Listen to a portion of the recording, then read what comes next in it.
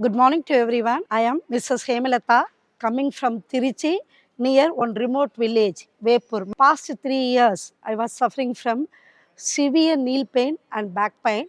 After heard about Mandana Satyanarayana Natural Hospital, I came for the treatment 4 days back. Here, the atmosphere is very much serene and greeny atmosphere. The people, how they are handling others warmly, cheerfully, they are handling everything.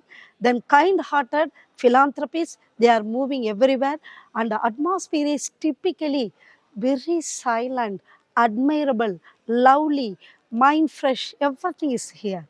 So after 4 days treatment, I felt relaxed myself. Past 2 years, I was suffering insomnia. Now I got relaxed myself. I'm sleeping well.